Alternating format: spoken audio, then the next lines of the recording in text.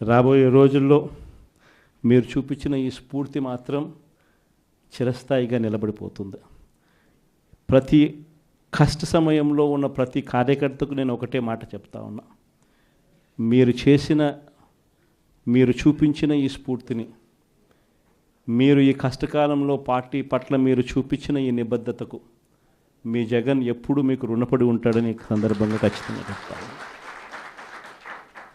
ఖచ్చితంగా రాబోయే రోజులు మనవి. ఖచ్చితంగా చూస్తూ ఒక సంవత్సరం అయిపోయింది, కళ్ళు మూసుకుంటే ఇంక మళ్ళీ 3 ఏళ్ళు అయిపోతాయి. ఈ 3 ఏళ్ళు అయిపోయిన తర్వాత వచ్చేది మాత్రం ఈసారి ఖచ్చితంగా వైఎస్ఆర్సీపీ అఖండమైన మెజార్టీతో నిలబడుతుంది. ఈసారి వచ్చినప్పుడు మాత్రం మీ జగన్ కార్యకర్తల కోసం ఖచ్చితంగా ఉంటాడని మాత్రం ఖచ్చితంగా చెప్తాను.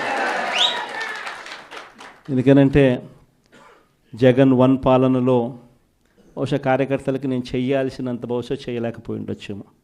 ఎందుకంటే రావడమే కోవిడ్ వచ్చింది, మనం ఎన్నికలు అయిపోయేసరికి జూన్ అయ్యింది, మార్చి కల్లా కోవిడ్ వచ్చింది. దాని తర్వాత కోవిడ్ సమయంలో మీ అందరికీ తెలుసు 2 సంవత్సరాలు కోవిడ్. ఆ 2 సంవత్సరాలు ప్రజల గురించి ప్రజల ఆరోగ్యం గురించి వాళ్ళకు ఎటువంటి ఇబ్బందులు రాకుండా చూసుకునే దాని గురించే మొత్తం ఎనర్జీస్ అంతా కూడా పెట్టాల్సి వచ్చింది. కాబట్టి బహుశా చేయాల్సినంత అంత ఇదిగా కార్యకర్తలకు అంత తోడుగా ఉండకపోయి ఉండొచ్చు.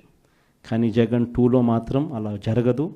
ఖచ్చితంగా అందరికీ మాటిస్తూ ఉన్నాను, కార్యకర్తల కోసం జగన్ ఎంత గట్టిగా నిలబడతాడో వచ్చే ఎన్నికల తర్వాత ఖచ్చితంగా అది కూడా చేసి చూపిస్తానని కూడా ఈ సందర్భంగా చెప్తా ఉన్నా.